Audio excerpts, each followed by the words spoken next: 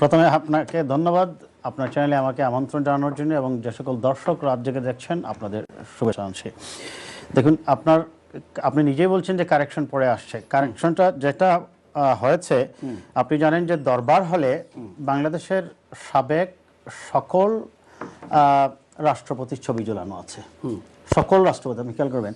আর মন্ত্রণালয়ের অফিসে হচ্ছে, কিছু কিছু মন্ত্রণালয়ের অফিসে এখনো বাংলাদেশের আইন সবগুলোতে আছে। আমি বলি সেটা হচ্ছে যে বঙ্গবন্ধুর ছবি থাকবে। সেটা গত সরকার একটা আইন করেছিল যে যখন যিনি ক্ষমতায় থাকবেন সেই সরকার প্রধানের ছবি প্লাস হচ্ছে বঙ্গবন্ধুর ছবি জাতির পিতা হিসাবে সেই বিবেচনায় রাখা হয়েছে মন্ত্রণালয়ে। এখন রিজভী সাহেব মনে করেছেন যে ওই যে দরবার হলে যেখানে সব রাষ্ট্রপতির ছবি আছে ওই ছবিটা নামানো হয়েছে না, এই ছবি তো আপনি নামাতে পারেন না। উনি সেটা পরে উনি এটা কারেকশন করছে। না, আমি ছোট্ট একটা প্রশ্ন করি। আমরা ক্লিয়ারলি দেখেছি যখন শপথ হচ্ছে জনাব বশির সাহেব, মাহফুজ এবং রাইট আরেকজন হচ্ছে কে ফারুক সাহেব, তো যখন শপথ নিচ্ছেন সেই শপথের পেছনে কিন্তু ছবিটা ছিল। এবং মাহফুজকে যখন হাসনাত আবদুল্লাহ বলল যাদেরকে আমরা সরানোর জন্য, যাদের পেতাত্তা থেকে সরানোর জন্য আন্দোলন করে যাচ্ছি, সেই পেতাত্তাকে এই ধরনের একটা কমেন্ট করছে। আমি সেটাই বলছি, যেখানে শপথ করা এখানে এই জায়গায় বঙ্গবন্ধুর ছবি সাবেক সকল রাষ্ট্রপতি হিসাবে নয়, ওই জায়গায় ছবিটা ছিল জাতির পিতা বা জাতির জনক, যেটা করেছিল বিগত সরকার।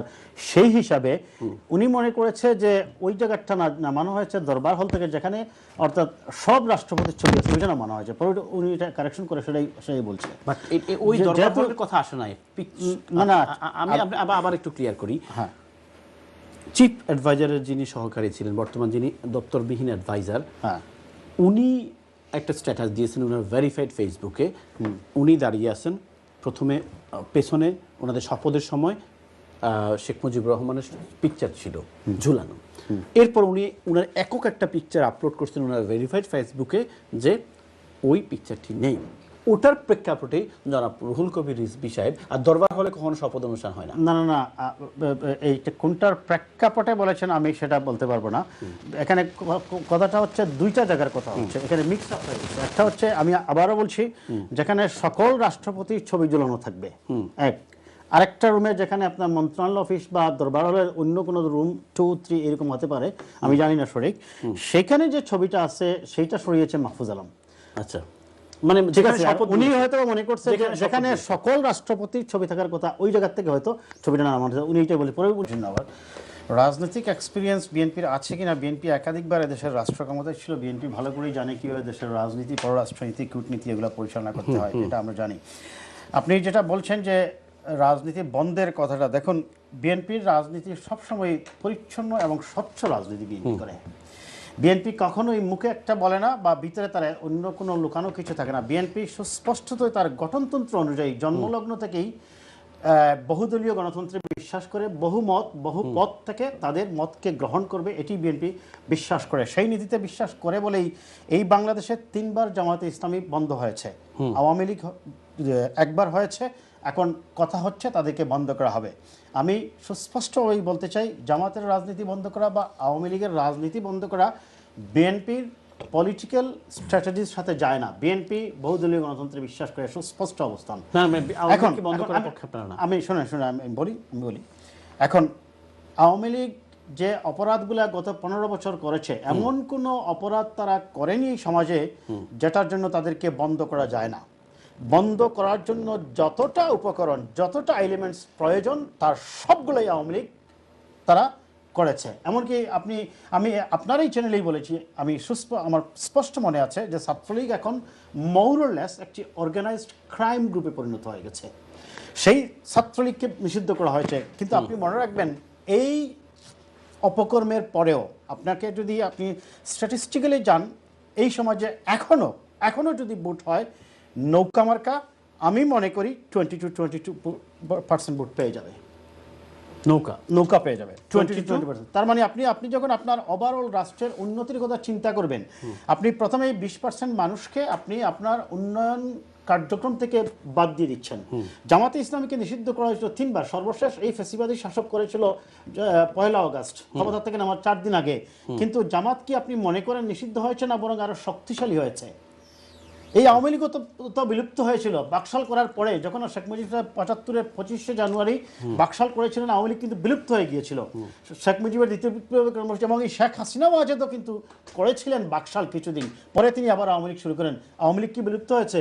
বিলুপ্ত হয়নি। নিষিদ্ধ ঘোষণাটা আসলে কোনো সলিউশন নয়। আমরা যেটা বিএনপির পক্ষ থেকে যেটা বলা হচ্ছে বারবার, যে যারা অপরাধ করেছে প্রত্যেকটি ক্রিমিনালকে, প্রত্যেকটি কালপ্রিটকে ব্রিং দেম অন জাস্টিস, তাদেরকে বিচারের আওতায় আনুন। এবং আপনি যতক্ষণ পর্যন্ত সমাজে রুল অফ ল এনশিওর করতে না পারবেন, যে আইনের শাসন, অপরাধীকে যদি অপরাধ করে তাকে আদালতে নেন, তাকে জেলে ঢুকান, তাকে শাস্তি দিন, কিন্তু আপনি ওভারঅল আওয়ামী লীগে যে একেবারেই একজনও ভালো মানুষ নেই এটা তো আপনি বলতে পারবেন না।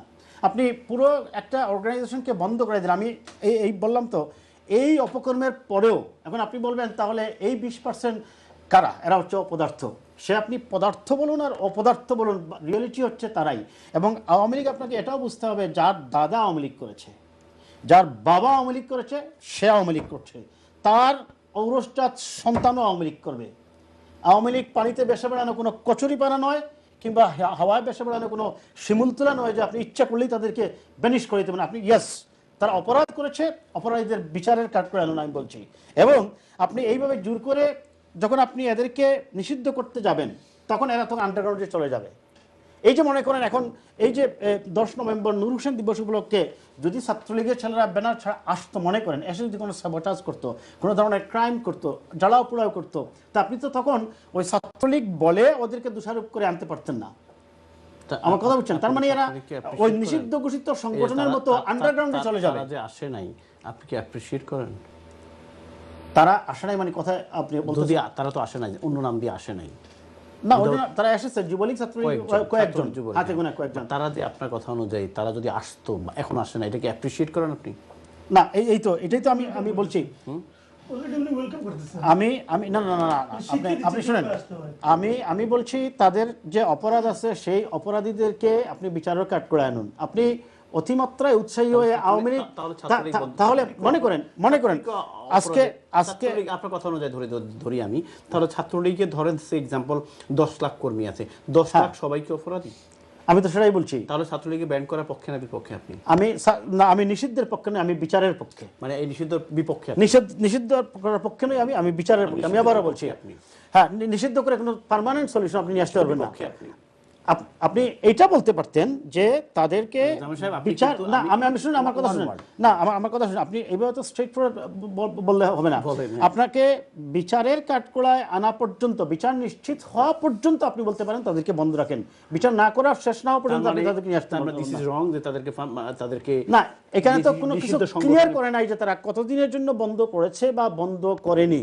আর করেছে, ক্লিয়ার করছে না, তারা ছাত্রলীগকে ব্যান করে দেওয়া হচ্ছে পার্মানেন্টলি, হ্যাঁ, নিষিদ্ধ সংগঠন হিসেবে। আচ্ছা, আমি যদি আপনাকে প্রশ্ন করি, আপনি কি সরকার? বাংলাদেশ সরকার। আপনি সরকার, আপনাকে কি জনগণ ভোট দিছে? সংবিধান অনুযায়ী করছে। একটা কথা বলছে কি জানেন, যেই পথে বিগত সরকার জামাত ইসলামকে, অর্থাৎ তাদের ল দিয়েই তাদেরকে বন্ধ করে। আচ্ছা, তাহলে আওয়ামী লীগ জামাত ইসলামকে বন্ধ করেছে, এটাকে আপনি সমর্থন করেন? না, আমি আপনার কথাটা বলি, আপনি সমর্থন করেন কিনা, জামাতের রাজনীতি সমর্থন করেন কিনা বন্ধ করবেন? ল তৈরি করছে বিগত সরকার, হ্যাঁ, সেই লকে ইমপ্লিমেন্ট করেই ছাত্র। আচ্ছা, তারা যে লগুলা করেছে সেটা সংবিধান বিরোধী ছিল এবং গণতান্ত্রিক রীতিনীতির সাথে যায় না, বিধায়িত তাদের এই পরিণতি, দেশ থেকে পালিয়ে যেতে হয়েছে। মানে ছাত্রলীগ বন্ধ করা উচিত। ওরা অন্যায় করেছে বলে আপনিও অন্যায় করবেন? Thank you. আমি আসছি আপনার কাছে। ওরা অন্যায় করেছে বলে আপনি কি সেই অন্যায় করবেন? এবং নিষিদ্ধ, শুনেন, মুরসির ইয়াকে আপনার ওই যে জামাত স্টাইলের যে সংগঠন যেটা সেটাকে বন্ধ করা হয়েছে, আপনি কি সেখানে হয়েছে? হ্যাঁ, বলেন। হ্যাঁ, না, আমার একটি আপত্তিকর কথা উনি বলছেন যে আমি আওয়ামী লীগকে রিপ্রেজেন্ট করতেছি। দেখুন, গণ অধিকার পরিষদ, আপনি কি গণ অধিকার পরিষদ? হ্যাঁ, আচ্ছা, যাই হোক, আপনার কিন্তু ভাই জানেন। দেখুন, আমার যদি ভুল না হয়, আমি 38 বছর থেকেই বিএনপির রাজনীতি করি। তা এখন আপনি আওয়ামী লীগের পক্ষে, এখন সত্য কথা যেটা আমি সত্যটা বলেছি। আপনি মনে করেন যে প্রসঙ্গে আপনি বলছেন রাজনীতি বন্ধ কি স্থায়ী সমাধান কিনা, আপনি সাময়িক যদি বন্ধ করেন সেটা করতেই পারেন, কিন্তু আপনি এটা বন্ধ করাটা কোনো স্থায়ী সলিউশন নিয়ে আসবে কিনা সমাজে, আপনাকে সেটা চিন্তা করতে হবে। আমি সেটাই বলতে চাচ্ছি। আপনি এটাকে অন্যভাবে ব্যাখ্যা করেছেন। এবং আমি এখানে আরেকটা জিনিস বোধহয় আপনি ভুলে গেছেন যে বিএনপির, আমি আমার দলীয় স্ট্যান্ড যেটা আমি সেটা বলেছি, আমার বিএনপির দলীয় স্ট্যান্ডটা হচ্ছে বিএনপি বিশ্বাস করে মাল্টি পার্টি ডেমোক্রেসিতে বহুদলীয় গণতন্ত্রে বিশ্বাস করে। কাজেই কারো রাজনীতি বন্ধ করা, যখন জামাতের রাজনীতি কিন্তু নিষিদ্ধ হয়েছিল তখনও কিন্তু বিএনপি বলেছে যে আমরা নিষিদ্ধের পক্ষে নই, আমরা রাজনীতি চালুর পক্ষে। এখনও বিএনপি একই কথাই বলছে যে আমরা রাজনীতি বন্ধের পক্ষে নই, আমরা রাজনীতি চালুর পক্ষে। কথা যেটা সেটা হচ্ছে যে বিচারের আওতায় আনতে হবে, অপরাধীকে বিচারের আওতায় আনুন, প্রত্যেককে আনুন, সে ছাত্রলীগ হোক আর যুবলীগ হোক। সাথে আমি একমত নাকি জানেন, যে ওই যে গাফফার ভাই যে কথাটা বলছেন আমি ওনার সাথে একমত, যে বিশ্বজিৎকে মারছে কারা? ওবায়দুল কাদেরকে অর্ডার করছে, বলে নাই সাদ্দাম তুমি যাও, বলে নাই ইরান তুমি যাও, বলে নাই ইউসুফ তুমি যাও, বলছে আমার ছাত্রলীগ, শব্দটা বলছে ছাত্রলীগ। আমি বুঝতে পারছি, আমি এটা যদি বলেন তাহলে আরো অনেক রিগার্স এক্সপ্লেনেশন আছে। আচ্ছা, ওনারটা বলে এখন মনে করেন তাহলে তারা কয়েকজন সমন্বয়ক যে একটা আপনার রিট দিয়েছিল 14টা রাজনৈতিক দলকে বন্ধ করে দিতে হবে, আপনি কি মনে করেন এটা সম্ভব? এবং এটা কি কোনো স্থায়ী সমাধান হবে? অস্থায়ী সমাধান আপনার এই জন্যই রাজনৈতিক ম্যাচুরিটির প্রয়োজন আছে। আপনি মনে করেন আপনি কয়েকজন 200, 400, 500 মানুষকে নিয়ে একটা দল করে দিলেন, একটা অফিস খুলে ফেললেন আর মিছিল করে ফেললেন, আর এসে বললেন কালকে আপনি যারা আজকে 75 বছর থেকে রাজনীতি করতেছে বা বিএনপির মতো একটা বড় সংগঠন আজকে 47 বছর 48 বছর হয়ে গেছে, বিএনপির রাজনীতিও বন্ধ করে দেন, এটা তো রাজনৈতিক ম্যাচুরিটি হলো না। তার ম্যাচুরিটি কি? ম্যাচুরিটি আপনি অপরাধীর বিচার করবেন, দলের না। না দল শোনেন, আপনি এখন এই যে আওয়ামী লীগে কি একটা ভালো মানুষ নেই? আপনি মনে করেন বলেন তা আপনি বিএনপির কথাও ধরেন, বিএনপি এত বড় একটা রাজনৈতিক দল দুই একজন অপরাধ করে তাদের খাওয়া যায় না। শুনেন ওগুলা আপনাদের সমস্যা কি জানেন, আপনি যে লেভেল, শুনেন আমি আপনাকে একটা কথা বলি, আপনি যে মানে লেভেল নিয়ে কথা বলছেন সেটা হচ্ছে ওই যে সেলফি তুললে আমেরিকার সাথে পররাষ্ট্রনীতি ঠিক হয়ে গেছে, বিপিনুর পায়ে ধরে সালাম করে ফেলছে শেখ হাসিনার, তাই সে মা পুত্রের সম্পর্ক হয়ে গেছে। আমি এই সকল মানতে রাজি নই, এগুলা এত হালকাভাবে চিন্তা করার কোনো অবকাশ আছে বলে আমি মনে করি না।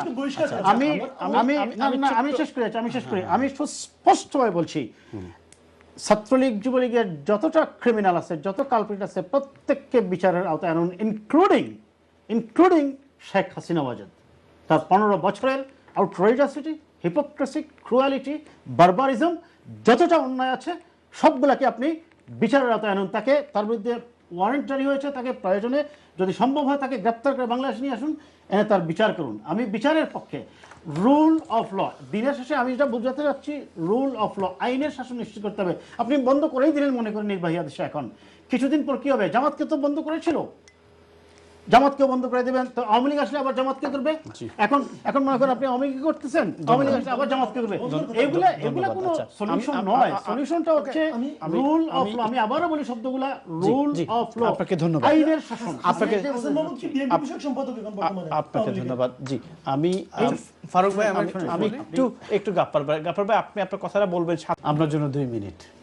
ধন্যবাদ আমাকে সুযোগ দেওয়ার জন্য। আমি আমার একজন দর্শক বলছেন যে আমি কি এই যে 422 জন মানুষ বিএনপির খুন হয়েছে আমি কি সেটা দেখি না। আমি সেটাই বলছি, দর্শক যথেষ্ট শ্রদ্ধা রেখেই বলছি। এই জন্যই আমি বলছি যে আওয়ামী লীগের প্রত্যেকটি ক্রিমিনালকে বা ছাত্রলীগের প্রত্যেকটা ক্রিমিনাল এবং প্রত্যেকটা খুনিকেই বিচারের আওতায় আনা হোক, আমি সেটাই বলছি। আপনি বোধহয় খেয়াল করেন নাই। আর আপনি বারবার এই কথাটা বলা হচ্ছে যে বিএনপি আপোষ করে ফেলছে খুনিদের সাথে বিএনপি কখনো আপোষ করতে চায় না। বিএনপি অবশ্যই একটি রেসপন্সিবল এবং একটি বৃহত্তম রাজনৈতিক দল। খুব সংগতের কারণে এই বিএনপিকে অনেক রেসপন্সিবিলিটি থাকে কথা বলতে হবে। আর উনি বারবার বলছেন যে বিএনপি তারেক রহমান দেশে যাক না কেন, তারেক রহমান বিএনপি কি করতে হবে বা না করতে হবে, বিএনপির মতো বিশাল দল তারা ভালো করেই বুঝে।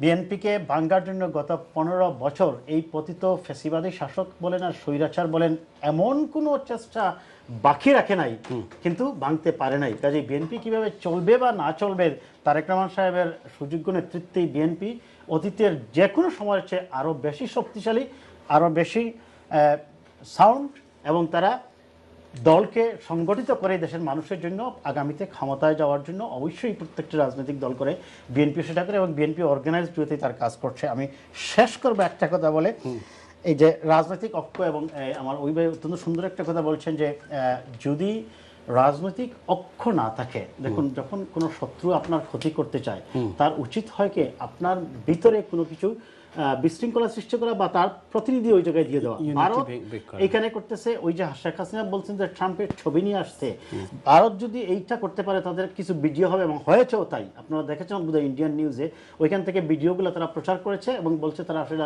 মানে শেখ হাসিনা বলছেন তিনি ট্রাম্পের কাছে দিবেন।